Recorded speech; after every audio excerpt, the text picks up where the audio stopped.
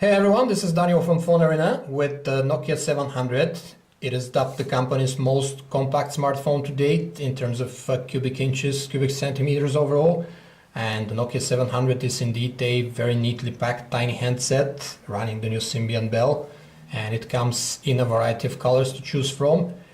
The phone reminds us very much of the Sony Ericsson Xperia Race compact design, for example. As you can imagine, it's very easy to operate it with one hand. You're reaching everywhere with your thumb. And if you have larger hands, it can even get lost in your palm.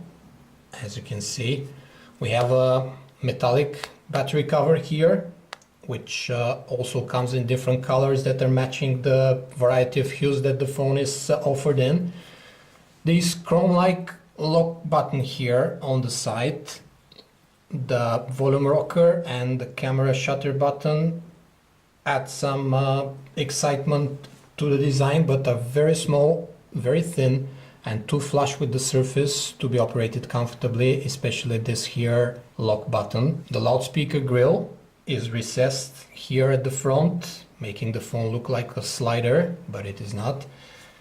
The 3.2-inch clear black AMOLED display boasts very nice saturated colors, great contrast, and very decent viewing angles. We have also a good pixel density at 220 ppi, courtesy of the typical for Symbian 360 by 640 pixels of resolution, but spread out on a smallish 3.2-inch display. The screen is also pretty bright, ensuring above average visibility outside, which we don't see very often with Super AMOLED displays. Now let's have a look quickly at the Symbian Bell interface on the Nokia 700.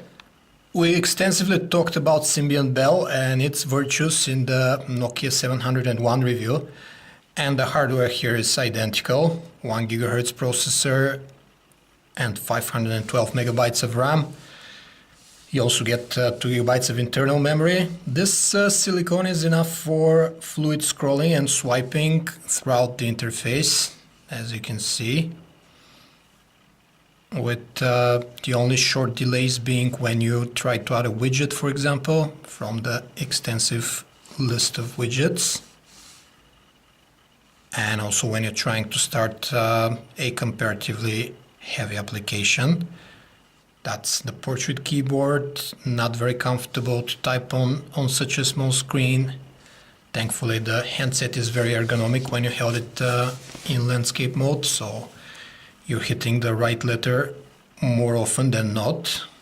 Scrolling and panning around in the Bell browser on the Nokia 700 is fluid enough, as you can see, but pinching to zoom, for example, is choppy compared even to mid-range Android handsets, evoking this checkered boxes pattern here, especially on pages with a lot of plugins.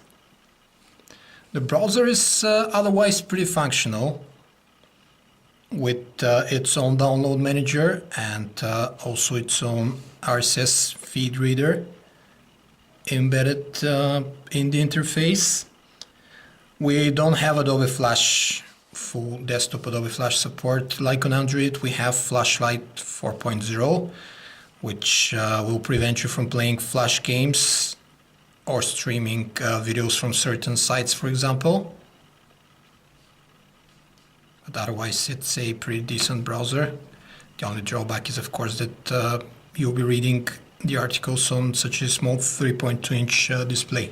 There are picture and video editors pre-installed on the Nokia 700, as with all Bell handsets, and they are also embedded in the gallery. As you can see, you can edit the picture straight from here. And the editors with a pretty rich functionality. You can even add things like animation to the pictures. You can add a funny piece of animation, move it around, rotate it to your liking, and then save the picture. And you can also crop and extract frames from videos straight from the gallery with those editors.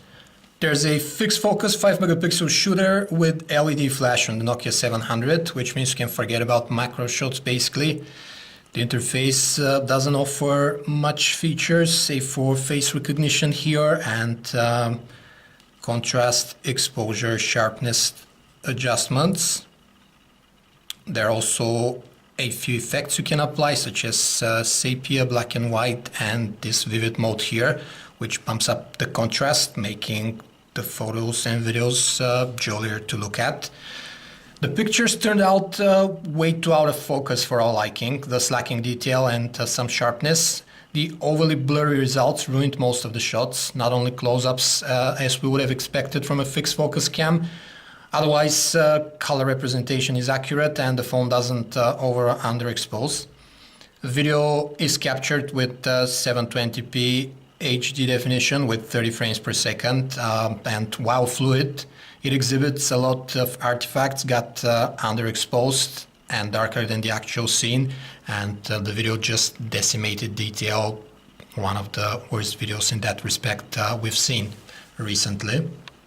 We were very pleased with the Nokia 700's compact design. The handset is very easy to handle, and it's also a pleasure to look at in one of its many colors. We actually have the blandest version here, but it's also available in white, red, and so on. People who are frowning at today's huge smartphone screens of 4.3 inches and above will definitely find this size and shape appealing. Also, Symbian Bell is a big step up over its predecessors. It's very streamlined, runs very well, and it took away the right pages from the other mobile operating systems like resizable widgets and this pull-down notification bar here with connectivity switches in it, but it's lacking in third-party applications. We also like that the phone supports strange frequencies like T-Mobile's 1700 in the US, plus call quality in the earpiece and via the microphones is very good. What we didn't like were the pictures and especially the video. Not that we expected much from this 5 megapixel fixed focus shooter, but some results were really appalling in the focus and detail department. The Nokia 700 has a very close rival with the Sony Ericsson Xperia Ray, which is very similar in design and it's almost as compact as the 700, but carries an 8 megapixel autofocus camera, sports Dolby Flash, and has the power of Android apps behind it, not to mention a higher pixel density of the screen. Besides, it runs for almost the same price as the Nokia 700, so there aren't many reasons to pick the Nokia handset before it, unless you're very fond of AMOLED displays or really need to play around with the NFC connectivity on the Nokia 700.